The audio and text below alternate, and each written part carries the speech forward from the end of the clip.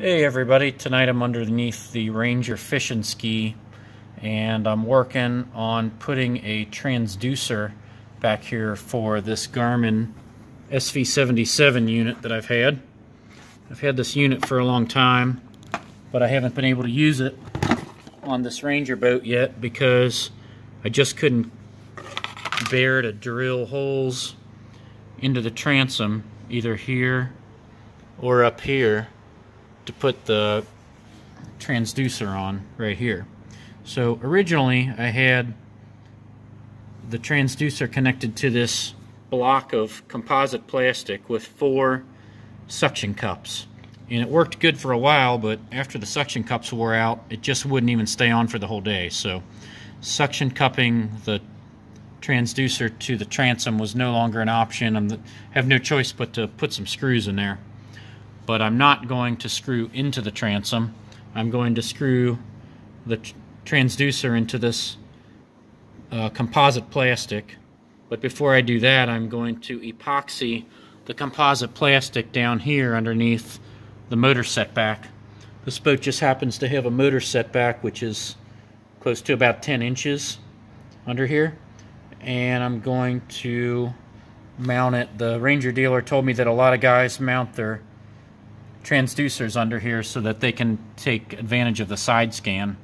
If I was going to mount this transducer inside the hull, it would work, but the side scan would not work. By mounting it on the outside of the boat so it can be wet all the time, side scan, down scan, and sonar will all work correctly.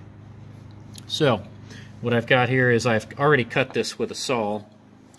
This is just composite plastic, and it actually is surprisingly easy to cut. So I cut it with a saw, and it's also surprisingly easy to sand. I would say that working with this plastic is easier than working with a regular old block of wood. Plus, you don't want to put wood on your boat anyway because it'll go bad way faster. The plastic won't go bad. So the first thing I did was cut it to size, and then the second thing I did was I noticed that this edge here is not a perfect 90-degree angle. It's rounded, so it wouldn't mount flush with both this side, vertical, and this top of the setback, which is horizontal. So I had to take it back to my saw.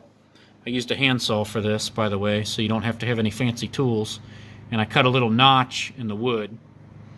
So I've got a nice flat edge right here that I can put epoxy on, but the majority of the epoxy is going to go here on this side, and then this block of plastic is going to mount here. Now you can see that I've got a winch strap hooked up going to the trailer edges here and over there, and that's because when I put the epoxy on, it's going to take a whole day to cure. I didn't get 5200, I got clear 7200 marine epoxy, which is really kind of like a silicone sealant, and it's going to take a whole day, maybe 2 days, I don't know, to get it to dry properly. So you don't want your block of plastic to slide around here or come loose while it's drying. So I've got this, which I'm going to tighten to hold it in place. So the only difficult part here is just making sure that once I put the sealant on that it stays in its spot. I think this strap is going to help me significantly to do that. So let's go ahead and open our silicone and we'll put it on and see how long it takes to dry.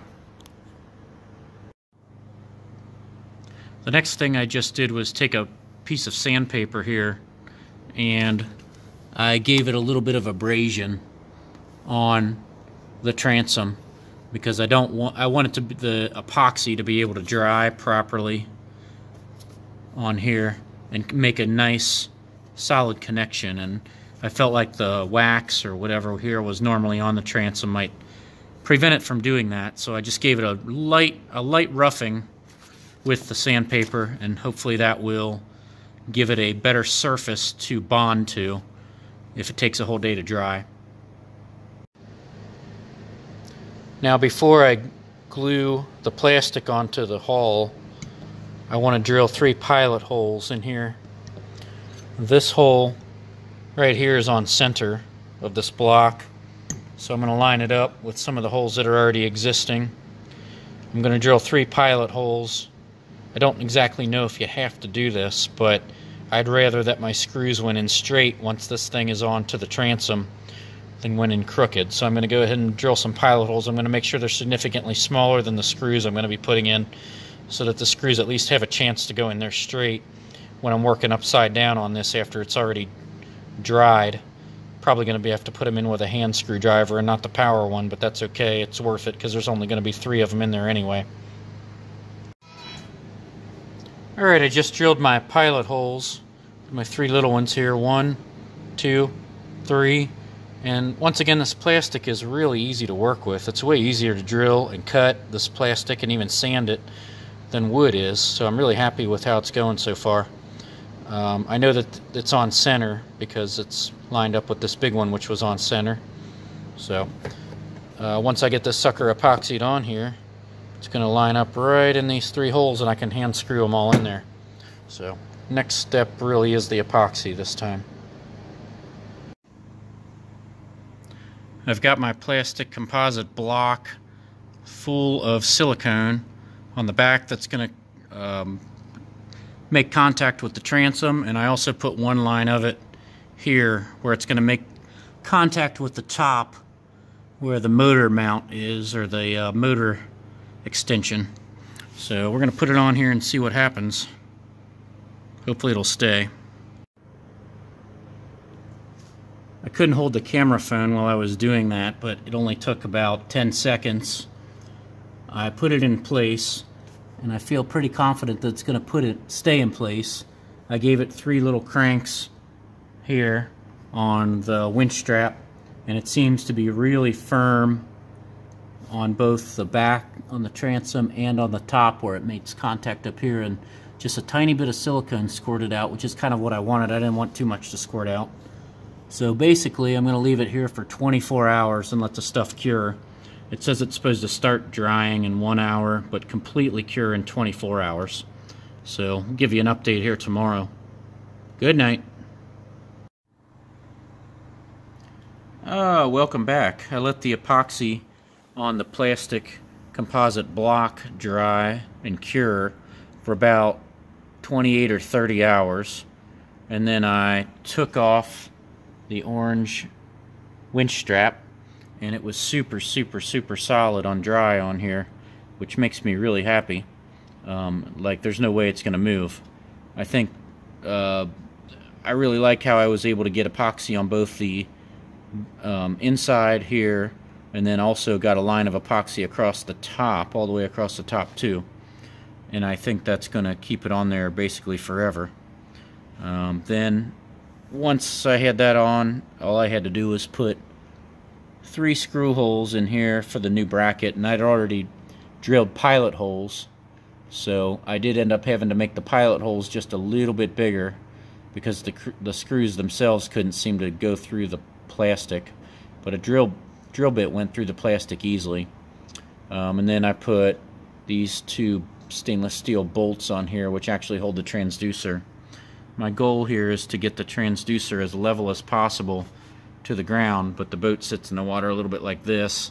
They say that you can't have it. I'd like it for it to be up here closer to the top of the engine setback, but I think that I'm going to try this and see if it holds. I think it will. It's really stable, really solid.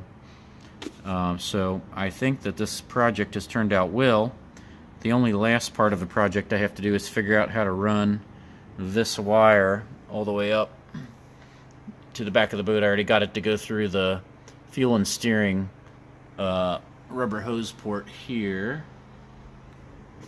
but I've got to get it to look nicer and kind of stay a little bit more stable, maybe up here somehow. I'll figure that out next. I wanted to run the transducer wire through this drain that goes through the offset, but it just didn't fit. Like, I tried everything. I even shaved some of the plastic off of the plug that goes into the back of the unit, and it just would not fit through here. It was really close, but it was just getting stuck. It would have had to travel an entire, I don't know, 18 to 24 inches all the way down here. But anyway, aside from that, I'm completely happy with how this turned out, and I think it's going to be able to stay on there for a long time. So don't be afraid to try this if you have a boat and you want to put a transducer on there without drilling through the hull. This worked out great. Just use some epoxy, 5200 or 7200 or whatever you can get, sealant, silicone sealant or epoxy, and glue yourself a piece of plastic on here and then drill into the plastic, not the fiberglass hull. Alright, I hope you liked this tutorial. Consider subscribing if you'd like to see some more of this stuff, and I'll put as much up there as I can. But that's it. Have a good night.